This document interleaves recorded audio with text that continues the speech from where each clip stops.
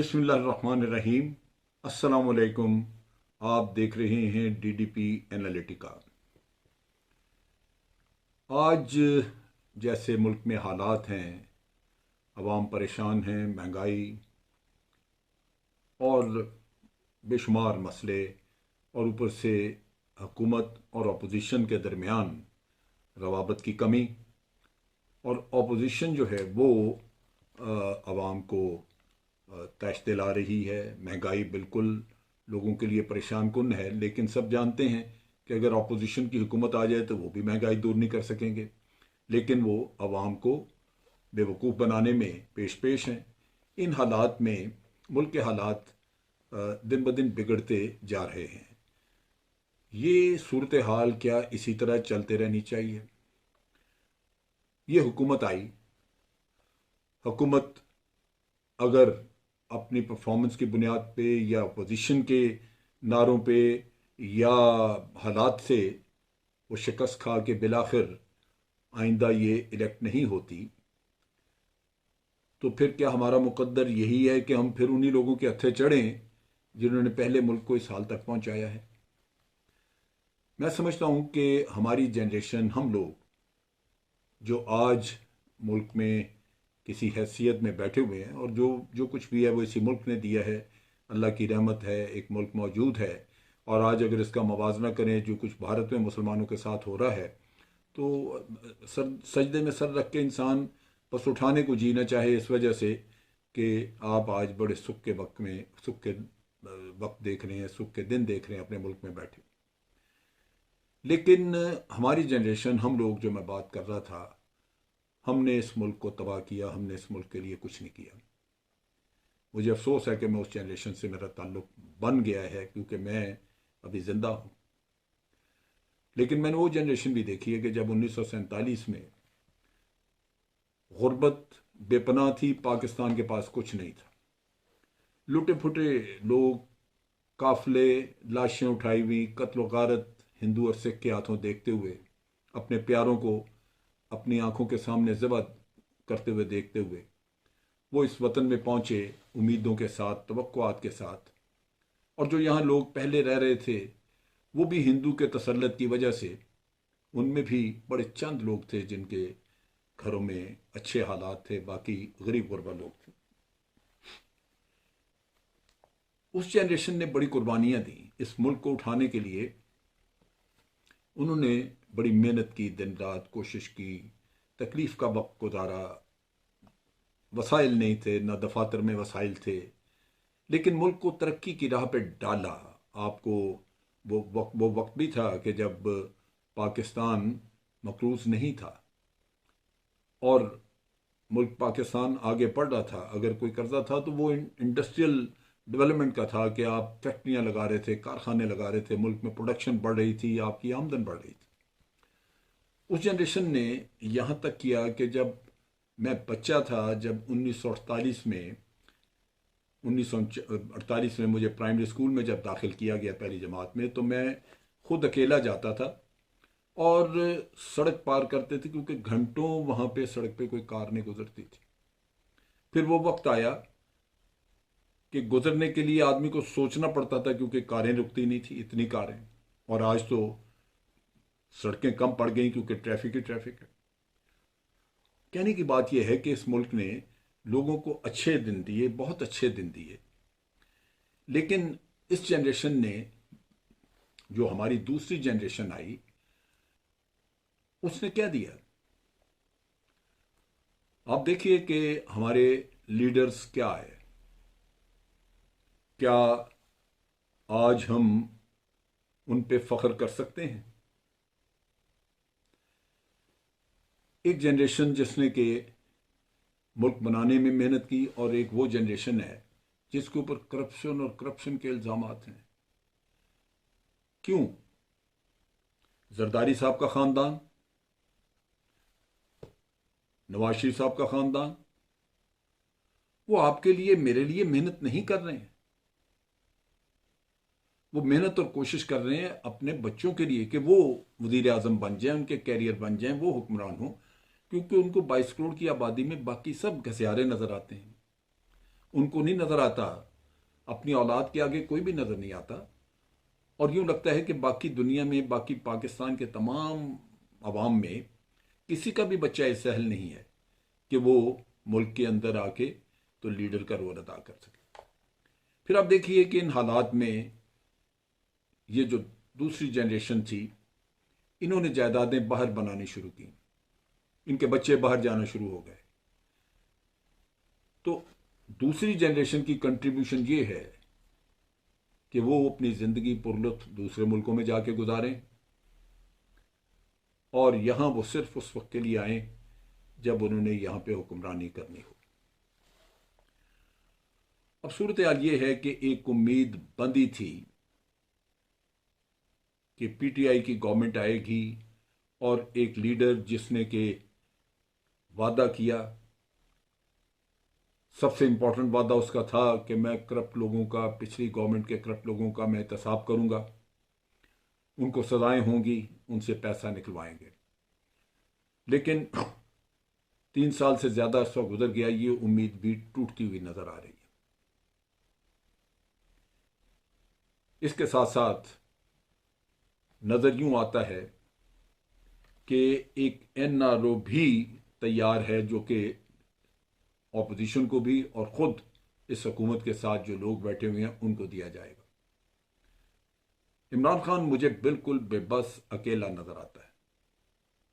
आप सोचिए कि इस मुल्क में करप्ट माफिया कितनी मजबूत है। जो ब्यूरोक्रेट्स हैं उन्होंने कलम रख दिया, उन्होंने कहा जी हम नहीं काम करें। क्यों? कि इमरान खान ने कहा जी हम करप्ट लोगों को पकड़ेंगे। जो लैंड माफिया और जो कंस्ट्रक्शन इंडस्ट्री के लोग हैं उन्होंने हाथ रोक दिया, मजदूर भूखा मरना शुरू हो गया। आपको कहना पड़ा कि जनाब आप से पूछा नहीं जाएगा कि पैसा कहां से आया, आप बिल्डिंगें बनानी शुरू करें। इंडस्ट्रियलिस्ट ने कहा जी हम अपनी इंडस्ट्री उठा के बाहर ले जाएंगे। कहना पड़ा कि जनाब इंडस्ट्रीज यहीं रहने दें, आपसे पूछा नहीं जाएगा। और ताजरान से जब कहा कि आपको टैक्स नेट में लाना है तो उन्होंने दुकानें बंद करके बाहर हड़ताल कर दी। सोचने की बात यह है कि हम है क्या, हमारी मुल्क के साथ मोहब्बत का पैमाना है क्या? क्या यही है कि हम चाटते रहें, खाते रहें दीमक की तरह और बिल्कुल फिर खुश हैं हम? या हम अपनी जिम्मेदारी भी जानते हैं कि हमें इस वतन को संभालना है, इसको संवारना है, इसमें टैक्स भी देने हैं, इसमें काला धन नहीं रखना हमने। आज तो लीडर से लेके नीचे तक सबका ये हाल हो गया। एक लीडर है, वो कहता है मेरे अकाउंट में 25 करोड़ किसी ने डाला, मुझे क्या पता कि कौन दे गया, फलूदे वाला दे गया या कोई टांगे वाला दे गया। आप सोचिए कि हम जा कहां रहे हैं। आज इस मुल्क में उम्मीद टूटती हुई नजर आ रही है। जब अभी इन्होंने नैब ऑर्डिनेंस का अमेंडमेंट ऑर्डिनेंस इन्होंने पास किया, नाफिज किया, जो भी कानूनी बना और बनेगा, क्योंकि वो कानून है जो इस गवर्नमेंट के साथ जो वज़रा हैं उनको भी बेल आउट करेगा और अपोजिशन के भी सारे काले धन को वो रेगुलराइज करेगा। आपको जलसों में चहकते हुए नजर आ रहे हैं ऑपोजिशन के लोग, कोई हाथ नहीं डाल सकता। बेपना पैसा खाया हुआ है, कहते हैं हमने तो कभी हराम का निवाला नहीं खाया, लेकिन मजाल है किसी की को पूछ सके। डॉक्टर आसम 462 अरब रुपए की करप्शन का एतराफ, 200 घंटे की एतराफी वीडियोस मौजूद हैं, लेकिन ये मुल्क ऐसा है कि यहां पे सजा दी नहीं जा सकती, आप हाथ नहीं लगा सकते। सो ये जनरेशन जिसने बार बार इलेक्ट किया उन्हीं लोगों को जिन्होंने इस मुल्क को खाया, और हम आंखों से देखा, हम सब जानते हैं, देखते हैं कि बाहर महल्लात कैसे बने हुए हैं, जायदादें बाहर कैसे हैं। बार बार नाम आ रहे हैं, कभी पंडोरा के नाम से, कभी आप पनामा के नाम से देखते हैं, सब कुछ है, और भी बहुत होंगे। लेकिन इस जनरेशन ने बार बार करप्ट लोगों को कुर्सी दी है। यह जनरेशन मुजरिम है, ये जुर्म की मुर्तकब है कि इसने इस मुल्क को संवारने की कोई कोशिश नहीं की। हमें शर्म नहीं आई कि हम अपनी अगली जनरेशन को क्या देके जा रहे हैं। ये मुल्क देके जा रहे हैं या 2-3 खानदानों का राजवाड़ा। इस तरह कौमें बनती हैं, इस तरह कौमें पनपती हैं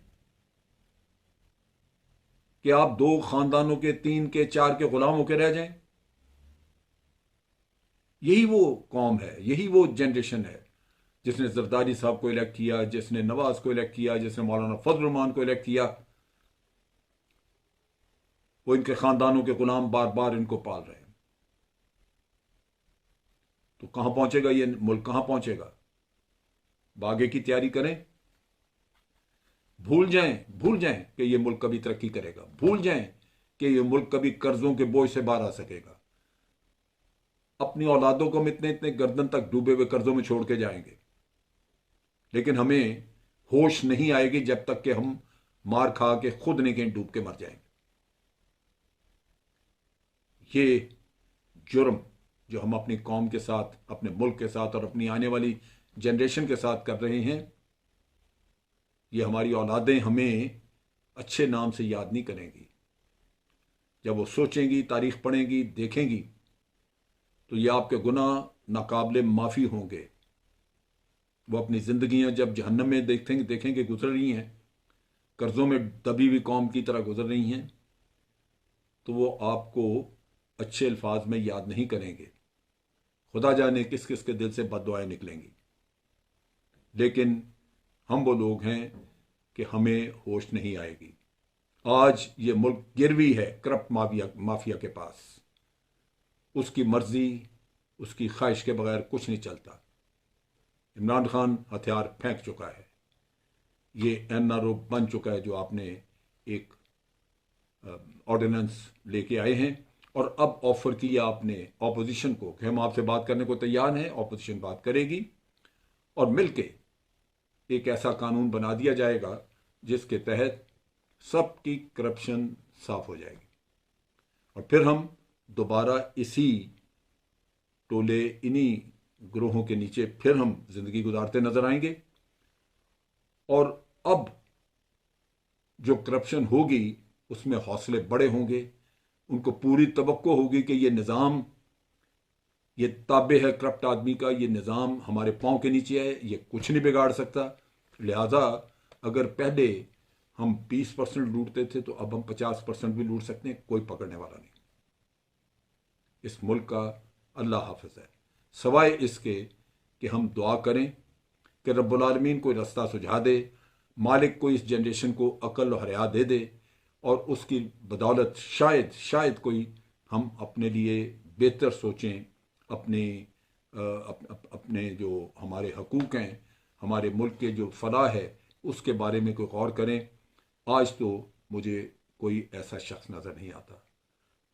इस तकरीर के साथ मैं कोई नाउमीदी नहीं पैदा करना चाहता, लेकिन आप भी मिलके, जो भी अच्छे लोग जिनके दिल में दर्द है, ज़रूरत है कि वो अल्लाह से दुआ करें कि वो हमें करप्ट लोगों के शर से बचाए और एक ऐसा निज़ाम, एक ऐसा लीडर मुहैया कर दे जो इस मुल्क की कश्ती पार लगा सके। आज के लिए इतना ही। अफवाज पाकिस्तान जिंदाबाद, पाकिस्तान पाइंदाबाद।